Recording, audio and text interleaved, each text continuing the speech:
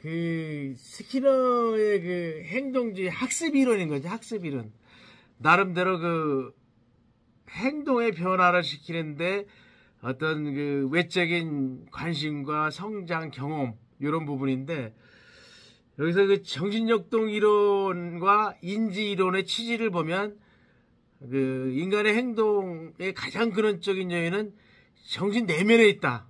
또 인지 이론 같은 경우는 지각, 욕구에 있다, 이런 표현을 쓰는데, 지금 이제 우리가 그 한 사람이, 예를 들어서 한 사람이 그 하나의 행동을 했을 때, 자, 어떤 행동이냐면, 예를 들어서 뭐 사랑을 했다든지 또 폭력적인 행동을 했다든지 이렇게 했을 때 그 요인을, 그 원인, 그 요인을, 행동에 대한 원인을 정신역동 이론과, 그러니까 프로이트라든지 에릭슨이라든지 아들러라든지 융이 어떻게 했냐면, 먼저 그 프로이트 같은 경우는 정신 내면 깊숙한 곳에서 나오는 수동적인 그런 원인이었다. 그래서 이걸 정신결정론이라고 했는데, 에릭슨은 어떻게 해서, 에릭슨은 프로이트의 이론을 토대로 해서 어떤 정신 내면에서 나오기도 하지만 어떤 사회 환경에도 영향이 있다. 어떤 심리사회 이론을 제시했죠. 에릭슨 같은 경우. 하나의 행동을 놓고 볼 때, 아들러는 어떻게 했어? 내면에 있는 열등감의 보상이라는 차원을 접근을 했고, 또 융은 청년기까지는 그냥 앞만 보고 달려왔는데, 앞만 보고 중년기의 개성화를 통해서 자아 실현을 한다고 했던 거거든요. 그 다음에 이제 이렇게 정신역동 이론 가진 4명은 이런 행동의 원인을 이렇게 심리적, 내적인 면에서 끄집어내서 통찰을 통해서 풀어가는 시스템으로 접근했다면, 이제 인지이론의 피아제 같은 경우는 어떻게 했어요? 우리가 발달 단계별로 어떤 지식의 구조랄까? 어떤 도식에 따라서 행동한다고 이렇게 표현을 했죠. 그래서 이렇게 그 인간의 내면적인 거를 끄집어내서 풀어가는 시스템과 인간의 지식 구조, 도식화의 발달 과정을 통해서 풀어가는 시스템이었는데, 지금 오늘 얘기하는 행동주의, 이거는 말 그대로 인간 내면과는 관계가 없어. 내가 행동한 거에 대한 직전과 직후, 그거만 쉽게 그거를 가지고 판단해서 어떤 과학적인 판단과 구체적인 판단을 통해서 해결하고자 했던 게 행동주의죠. 그러다 보니까 이제 우리 마지막 발표하셨던 선생님께서 그 세상에 접목시키는 과정도 충분히 이해가 되는 정도로 됐는데, 그래서 또 이 중에서도 우리가 그 파블로프, 스키너, 반두라 이렇게 3명을 놓고 볼 때 행동주의자들이 파블로프와 스키너는 행위자가 스스로 하는 게 아니고 환경이라든가 타인에 의해서, 아까 그 개에 대해서 공을 던지면서 물고 왔을 때 그 양식을 주는 이런 타인에 의해서, 그 행위자는 이제 그 개였던 거죠, 개. 그렇게 실제로 수동적으로 접근하는 부분이었다면, 내일 다음 주에 발표할 반두라는 능동적으로, 나 자신도 실제적으로 내 행위자가 모방을 한다든지 관찰학습을 한다든지 해서 풀어나가는 이런 시스템으로 접근이 됐던 거거든요. 그래서 이제 반두라는 지금 얘기처럼 수동뿐만 아니라 능동적인 자기 스스로의 관찰이나 또 모방에 의해서 학습된다고 했는데, 이거를 이제 상호결정론. 그런데 이제 우리가 그 결정론이 지금 3가지가 나왔죠, 그죠? 우리 그 심리, 우리 그 정신 결정론, 프로이트가 주장한 거. 2번째, 그 파블로프와 스키너는 환경 결정론. 내가 결정하는 건 없어. 환경에 의해서 결정된다. 환경 결정론. 근데 반면에 이제 반두라는 나 자신과 환경과 같이 어울려서 풀어가는 상호 결정론을 제시했죠. 그래서 이제 우리가 여기에서 보면 정신역동 이론, 인지이론, 행동주의 이론을 제가 한번 비교를 해서 봤고요. 우리 그 행동주의 학자는 말씀 잘하셨지만 러시아의 파블로프가 처음 시작을 했죠. 처음 시작을 했는데 이것이 누구한테 넘어갔어? 50년 후에 미국의 스키너. 그러니까 러시아의 파블로프는 말 그대로 족구라는 학습시키는 거죠. 따지고 보면 족구나가. 그래서 만드는 건데 어떤 고전적으로 어떤 뭐랄까 반응에 의해서 즉각 반응에 의해서 풀어가는 고전적 족구나라 했고 50년 후에 미국 스캐너는 이제 조작적으로 조작적이라는 게 예를 들어 숙제를 할 수 있고 안 할 수 있다 이 선택 가능한 행동을 하게 하는 게 조작적 조건이거든요. 그래서 이제 조작적 조건을 했고 또 이제 다시 캐나다로 넘어가서 캐나다의 반도라는 아까 얘기했던 대리적 조건화. 다른 사람이 한 거를 보고 따라하기도 하고 또 다른 사람이 한 걸 이 모범을 삼아서 하는 풀어가는 시스템. 그래서 대리적 조건화. 그래서 이 반도라는 말씀드린 것처럼 외부에서 우리가 스키너와 파블로프는 외부에서 어떻게 하느냐에 따라서 외적 자극에 의해서 수동적인 위치에서 결정된다 해서 환경 결정론. 그러나 반도라는 스스로 변하기도 하는데 이걸 다른 말로 이제 사회학습 이론이라고도 하고 상호 결정론이라고도 했다. 이렇게 말씀드리면 될 것 같고 지금 그 파블로프나 스키너나 반두라의 그 공통 분모를 보면 말씀하셨지만 구체적이고 확인 관찰 또 증명이 가능한 거야. 또 과학적으로도 증명이 가능한 영역. 원래는 이러했는데 이렇게 변화가 됐어요. 수치상으로 나타나는 거죠. 아주. 어떤 기계적인 거지. 그래갖고 학습된 결과는 조건화된 결과다. 학습이 곧 조건화니까. 그래서 이제 프로이트가 그 만 6세 이전에 그 사람 안에 무의식이 무엇이 들어있다 했는데 행동주의는 그 깊이에 대해서 관심이 없어. 단 직전과 직후 행동 등이 환경 속에서 찾아내고자 했던 것이 행동주의다. 어떤 스키너의 그 인간 행동에 대한 기본적인 가정은 ABC 패러다임이라고 하는데 그 ABC 패러다임은 기본 과정이야. 이게 사실은 뭐냐면 A는 선행 조건, 선행 요인, 애시던트. 그러니까 만약 예를 드는 게 더 쉽게 접근이 되겠네요. 그죠? 어떤 실직자였던 아버지가 일을 나가려고 해. 근데 아들이 하나 있는데 그게 선행 사건이야. 선행 사건. 액시던트. 그 다음에 두 번째 바로 이제 행동, 비헤이버가 들어가는데 아버지와 떨어지기 싫어하는 아들이 갑자기 구토 증세를 내려요. 구토 증세. 이게 행동으로 나타난 거야.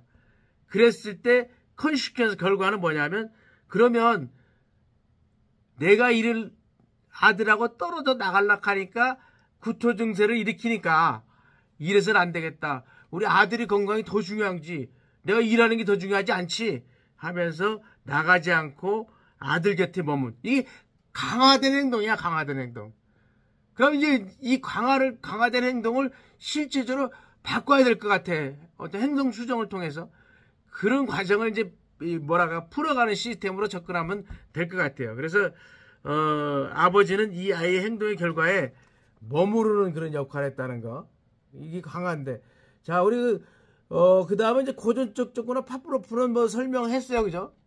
뭐 음식을 보면 예를 들어서 타액을 분비한다.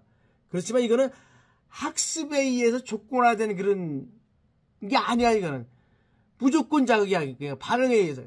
예를 들어서 우리가 배가 고플 때 맛있는 음식 보면 막 침을 흘리고 또 우리 그 수업 끝나고 이제 집으로 가다가 삼겹살집에서 삼겹살 굽는 냄새가 나면 뭐가 돼? 침도 흘리지 막 갑자기 소주 생각도 나고 막 그 어떤 이 반응에 의해서 무조건 자극에서 반응해서 나오는 건데 실제적으로 그거를 여러 번 반복을 통해서 풀어가는 이제 그 파블로프가 얘기했을 때 내가 이 무조건 자극에서 침을 흘리지만 그렇지만 내가 하나의 자극을 줘서 침을 흘리게 해볼게. 그것이 예를 들어서 개한테 밥을 주기 전에 땡땡 종을 치고 바로 음식을 줬을 때 그 반복을 했더니 땡땡 종만 치더라도 침을 흘리더라. 이거를 연구했던 게 파블로프거든요. 그래서 이제 그렇게 조건화를 시킨 거예요, 사실은. 근데 이제 이 면에는 그냥 수동적인 그냥 반응만 했지, 예를 들어서 스키너는 한 단계 더 진을 보여서 조작적 조건화. 그러니까 쉽게 얘기하면 여기서 보면은 숙제를 할 수 있고 안 할 수 있는데 이 선택 가능한 행동을 하도록 하는 게 조작적 조건화인데, 우리 그 선생님께서 설명을 했지만 쥐실험을 통해서 스키너 상자에다 넣고 실제적으로 지가 마구자기 움직이다가 그 버튼을 눌렀을 때 음식이 툭 튀어나왔어. 그럼 그랬을 때 그거를 실제적으로 여러 번 반복을 통해서 지가 스스로 선택할 수 있는 거 선택을 통해서 하니까 이런 좋은 결과가 나왔다. 이런 식으로 접근했던 게 이제 스키너의 조작적 접근화라고 하면 되겠죠. 그죠? 그래서 여기 제가 행동주의 이론의 주요 개념을 비교를, 파블로프의 고전적 조건화, 조건 형성이라고 돼요. 그 다음에 스키너의 조작적, 도구적 조건화, 조건 형성. 그 다음에 반두라의 대리적 조건화, 다음 시간에 할 텐데, 이렇게 했는데, 여기서 보면은, 나름대로, 우리가 지금 보면은, S, 여기, 파블로프의 고전적 조건화에서 S는 자극이라는 거죠, 자극. 그 다음에 이제 R은 리스폰스, 반응. 그 다음에 C는 조건적, 컨디셔널. 그 다음에 U는 언컨디셔널, 그러니까 무조건적. 이런 식으로 했는데, 그 무조건적 자극과 무조건적 반응, 중립자극. 아까 종을 땡땡 쳤을 때의 그게 중립자극이야. 그래서 조건자극화되는 그런 시스템을 설명하는 거고요. 그 다음에 스키너의 조건 형성, 조건화는 여기에는 이제 아까 어떤 변별자극 중에는 강화와 처벌이 있고, 그 다음에 소고가 있고, 어떤 강화된 것을 예를 들어서 땡땡 종을 치고 음식을 주고 이랬을 때 땡땡 종만 치고 음식을 안 주면 이게 소고거든요. 이게 나중에는 땡땡만 치고 음식을 안 주면 우리 개가 땡땡만 쳐서 반복적으로 했을 때 땡땡만 쳤을 때는 침을 안 흘리더라. 이게 소고거든요. 그런 송어라든지 또 강화물 1차적 강화물과 2차적 강화물이 있는데 1차적 강화물 같은 게 여기서는 이제 사회학습을 통하지 않고 그냥 있는 그대로 음식이라든가 뭐 빵이라든가 바나나 이런 것이 줬을 때 침 흘리는 그런 1차적 강화물이라면 2차적 강화물은 어떤 좀 사회학습이 이루어진 상태에 주는 강화물. 예를 들어서 깐난아기한테 10,000원을 줬을 때나 1,000원을 줬을 때 아무런 반응이 없잖아. 사회적 학습이 안 됐으니까. 근데 뭐 10살짜리 3학년 학생한테 10,000원 줄 때하고 5,000원짜리 줄 때하고 틀리잖아. 그죠? 10,000원 주는 걸 받아들이는 것처럼 그것이 이제 2차적 강화물. 뭐 칭찬이라든가 격려라든가 이런 거는 어느 정도 사회적 학습이 된 상태에 주는 게 2차적 강화물. 그 다음에 이제 강화 스케줄은 선생님들께서 말씀하셨지만 연속적, 간헐적 계획이 있고, 그다음에 연속적으로 계속해서 줬을 때는 그만큼 소고될 가능성이 많다는 거예요. 그렇지만 이 간헐적 계획에 고정간격, 가변간격, 어떤 시간 개념으로 접근된 게 있었고, 그 다음에 고정 비율, 가변 비율, 횟수 개념으로 접근됐던 게 있었는데, 실제적으로 여기서 가변 비율 같은 게 소고될 가능성, 이제 강화된 게 소고될 가능성이 가장 적다. 이 순서대로 이렇게 돼 있다는 거고요. 그 다음에 일반화. 예를 들어서, 아이한테, 뭐라 그럴까, 하나 더하기 둘은 셋. 또 둘 더하기 셋은 다섯. 이렇게 두 가지만 가르쳐 주더라도 나머지 5 더하기 5는 10. 뭐 이렇게 다 가르쳐줘서 풀어간다면 얼마나 머리 아프겠어, 이제. 그게 아니고, 한두 가지만 가르쳐줬을 때, 다른 것은 풀어가는 일반화. 그 다음에 이제 변별. 실제적으로, 내가 우리 아이가 청소를 잘했을 때, 아빠가 칭찬하고, 그러면, 실제적으로, 뭐라 그럴까, 칭찬했을 때 하고, 그럼 청소를 더 잘할 거 아니야, 그죠? 그럼 엄마가 칭찬하더라도 더 잘하고, 누가 칭찬 더 잘하는데, 전혀 모르는 사람이 나한테 뭐 칭찬한다? 그럼 갑자기 이상해지는, 변별할 수 있다는 그 변별이라는 얘기고요.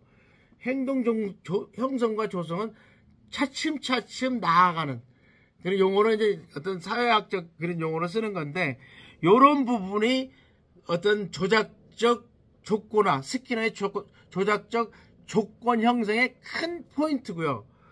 그 다음에 대리적 조건 형성, 반두라의 사회학습이라고 하는데, 여기는 모델링, 모방. 그러니까 내가 모방하는 거. 우리나라 같은 경우에 모방의 천재라 하잖아, 그죠? 뭐 일본에서 개발된 거를 그대로 아주 모방해서 하는 부분도 있고, 또 나름대로 영화라든가 이런 것도 일본에서 많이 모방해갖고 풀어가는 그런 모방.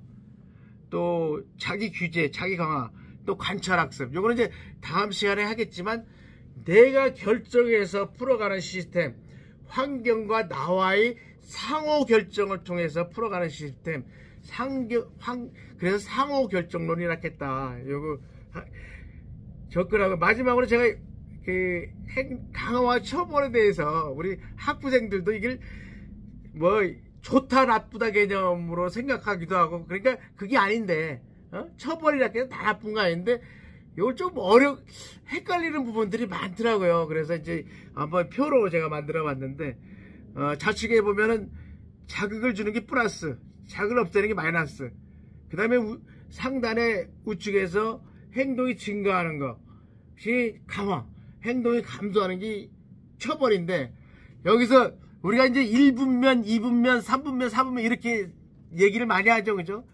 자극을 주고 행동이 증가하는 것이 1분면인데, 그게 정적 강화. 자, 자극을 없애고 행동이 증가하는 것을 보면 부적 강화. 3분면이죠. 그 다음에 자극을 주는데, 이게 정적이죠. 주는데 행동이 감소하는 건 정적 처벌. 감소하는 건 처벌이니까. 자극을 없애는데 행동이 감소하는 게 부적 처벌. 요런 틀로 한번 잡아봤고요. 그래서 강화에서는, 자, 우리는 희노애락을 이제 어떨 때 느끼는가 한번 생각해보고, 희노애락을. 어떨 때는 하고 싶은 걸 할 수 있으면 좋잖아. 그죠? 이게 정적 강화야. 내가 하고 싶은 걸 할 수 있게끔 만들어주면 좋잖아. 그죠? 이게 정적 강화. 근데, 그래서 이제 예를 들면, 영미는 공부를 열심히 해서 엄마가 빵을 줬어. 배고팠던 영미는 빵을 먹고, 배가 고팠으니까 빵이 먹고 싶은 거지. 빵을 먹고 공부를 더 열심히 했다. 자, 이게 정적 강화 개념이고, 부적 강화하면 하기 싫은 걸 안 하면 좋아, 이제. 내가 진짜 이것만큼 하기 싫어. 근데 하지 마. 그러니까 너무 좋은 거야, 너무 좋은 거. 그래서 이제 이거는 부적 강화인데, 영미는 공부 열심히 해서 등산 가지 않아도 된다는 약속을 받았어. 그래서 등산 가기는 싫었어. 막 다리도 아프고 그래갖고 산에 가기 싫었던 거야. 그러니까 싫었던 영미는 공부를 더 열심히 한 거야. 그러니까 하기 싫은 걸 안 하니까 좋아요. 이렇게 된 거죠. 그죠? 이게 부적 강화. 자, 처벌은 우리 선생님들도 잘 설명했지만 또 한 예를 들으면서 접근해 보면, 하기 싫은 걸 하도록 하면 어때요? 내가 하기 싫은 걸 해. 이거 해. 저거 해. 하면 좋아요? 싫어요? 좋지 않죠? 싫죠? 이것이 정적 처벌이야. 정적 처벌. 이게 영미가 수업 시간에 핸드폰을 보면서 떠드는 걸 영미는 좋아해. 근데 선생님이 폭풍 칭찬했어. 폭풍 칭찬이 아니라 폭풍 혼냈어. 칭찬이 아니라 막 아주 심하게 혼냈어. 그랬더니 영미가 떠들지 않았다는 거야. 그래서 이제 어떤 정적 처벌이라는 개념, 부적 처벌은 하고 싶은 걸 못하게 하는 거야. 하고 싶은 걸. 내가 하고 싶은 거, 막 핸드폰을 보고 싶어. 그런데 핸드폰을 뺏었어. 그러니까 좋지 않아요. 그 영민은 수업 시간에 핸드폰을 보면서 떠들어. 선생님 폭풍, 내가 저기를 해줬구나. 잘못했구나. 그 밑에 선생님이 수업 시간에 필기를 안 한 영미에게 쉬는 시간에 필기하겠어. 그러면 난 쉬는 시간에 쉬고 싶은데 그걸 뺏어갔잖아. 그래서 쉬는 시간을 뺏었기 때문에 부쩍 처벌이 난다. 그래서 마지막으로 행동주의 이론의 실천 기법을 보면 타임아웃이라는 게 있는데 타임아웃이 뭐냐면 이제 A라는 반에서 학생들이 공부하는데 한 학생이 엄청나게 옆에 친구하고 떠들고 막 그러는 거야. 공부하는데 방해를 한 거죠. 그러니까 그 학생을 불러서 다른 방, 예를 들어 자료실 있는 방으로 딱 가게 해서 벽을 보고 거기서 5분 동안 있다 와. 예를 들어서 이제 그게 타임아웃. 근데 그런 약간의 부적 처벌의 원리인데 그거가 좀 틀린 거예요, 사실은 원초적으로. 근데 그런 부분 또 토큰 공제는 우리 선생님 설명한 것처럼 예를 들어 음식점에 갔을 때 한 번 왔을 때 토큰을 하나씩 줘. 그러니까 10번 오면 아이스 아메리카를 주는 어떤 그런 토큰 공제 역할을 했고, 또 체계적 둔감법은 서서히 예를 들어서 이런 예를 들어서 될라나 모르겠다. 이렇게 괜찮겠죠. 야구 모자를 쓴 남자가 한테 성추행을 당했어. 예를 들어서. 그러면 야구 모자를 쓴 남자들만 봐도 나는 진짜 막 놀래는 거야. 그 여성이. 그랬을 때 서서히 야구 공부터 시작해갖고 야구에 대한 그 모자도부터 이렇게 서서히, 그러면 어린아이, 남자아이 이런 식으로 차츰차츰 해서 풀어가는 게 체계적 둔감법. 이와 반대로 홍수법 뭐예요? 예를 들어서 뱀을 엄청나게 무서워해, 뱀을. 근데 갑자기 뱀을 그 사람한테 앞에다 딱 갖다 놓는 거야. 그러면 물론 뱀이 무섭지만 그래도 한 번쯤은 겪어야 될 그런 과정이기 때문에 뱀을 갖다 줘서 뭐 입원하고 그런 건 없어. 그렇지만 이거는 실제적으로 어떤 의학적인 판단이라든가 어떤 전문가의 입장에서 이렇게 접근해야지, 이거는 실제적으로 아무나 이거 홍수법을 쓰면 안 되겠죠. 더 놀래죠, 더 놀래. 이런 식으로